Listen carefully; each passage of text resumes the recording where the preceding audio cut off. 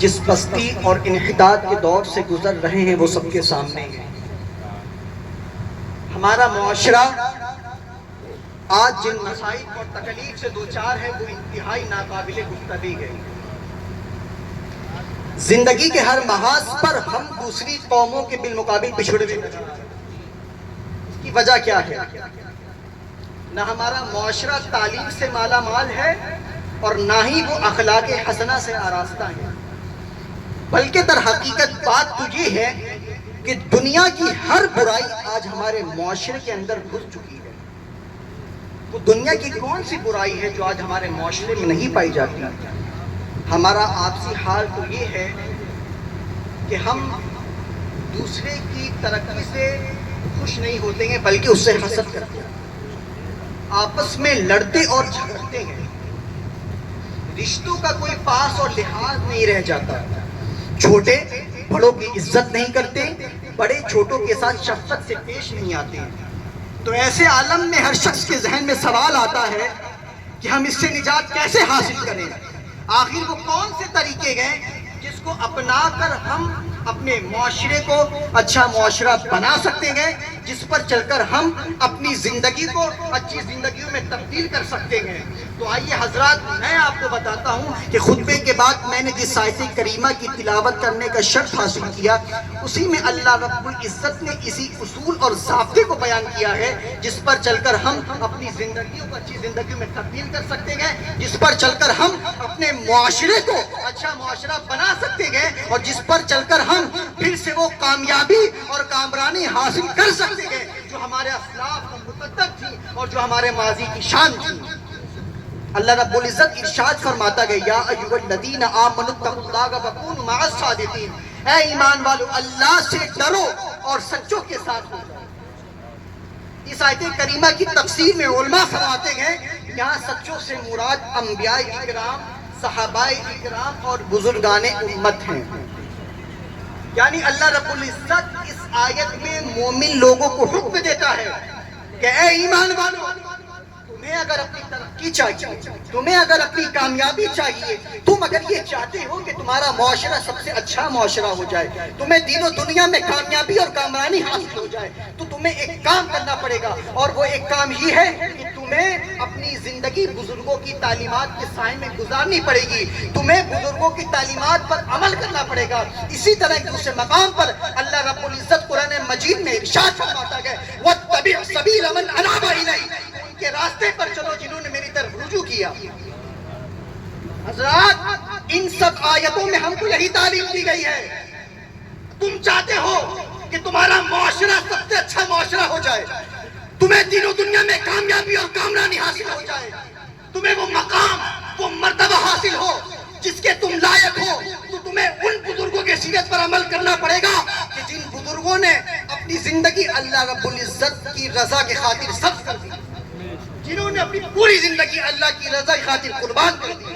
حضرات، ہمارے بزرگوں کی زندگی نبی پاک علیہ الصلوۃ والسلام کی سیرت اور شریعت اسلامیہ کی آئینہ دار ہے۔ جب ہم اپنے بزرگوں کی زندگیوں کا غور سے مطالعہ کرتے ہیں تو ان میں چند باتیں بہت اہم نظر آتی ہیں، جن میں سب سے پہلے علم ہے۔ یعنی کوئی بھی شخص یا کوئی بھی بزرگ ولایت کے مقام پر اس وقت تک کے فائز نہیں ہو سکتا جب تک کہ اس کو شریعت اور طریقت کا علم نہ ہو، کیونکہ یہ ایک مسلم حقیقت ہے۔ جو شمع اسبائے علم خدا، کہ بے علم نہ توا خدا را شمع، کہ علم کے لیے شمع کی طرح پگھل جانا چاہیے، بے علم خدا کی معرفت ممکن ہی نہیں۔ میں ان والدین سے مخاطب ہونا چاہتا ہوں، بتاؤ کہ آج آپ اپنے بچوں کو تعلیم سے آراستہ اور پیراستہ کر رہے ہیں؟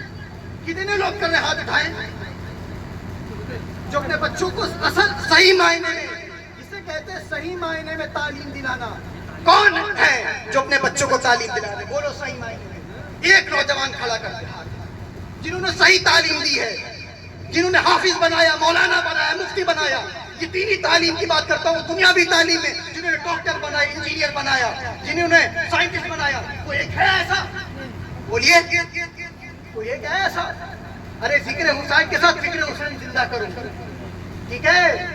اور بے شک یہ ان کا کرم ہے کہ ہم ان کا ذکر کرتے گئے، اور آج حسین کے دلارے سرکار صلی اللہ سیرت کو میں آپ کے سامنے بیان کر رہا ہوں کہ انہوں نے کس طریقے اپنی زندگی کو گزارا. ایسے ہی نہیں جو کہہ دیا اللہ نے پورا کر دیا, اپنے وجود کو مٹا دیا اللہ رب العزت کی رضا کی خاطر.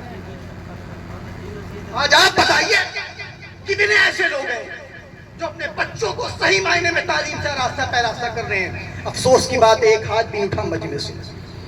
ابھی نام کے نعرے لگوانے کے لیے کہے تھے, سب لوگ نعرے لگائیں گے, کیسے یار حسینی.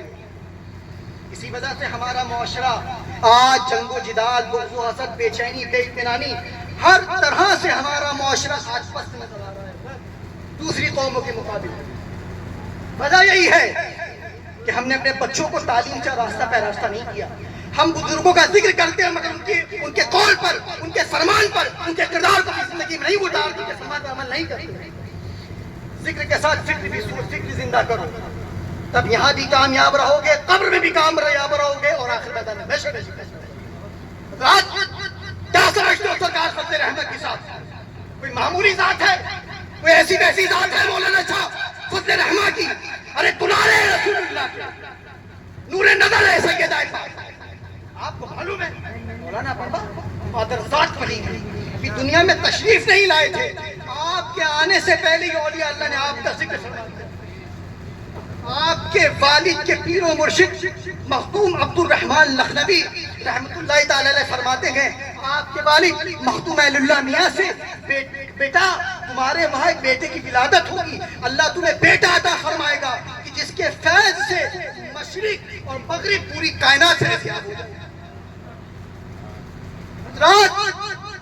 اگرچہ آپ ماں کی شکم میں مادہ ذات والی پیدا ہوئے, اور ولایت کی دلیل یہ تھی کہ آپ کی ولادت رمضان المبارک میں ہوئی, اور آپ اپنی ماں کا دودھ بکری بازی پیا کرتے تھے, اس کے باوجود بھی آپ علم دین حاصل کرنے کے لیے گئے.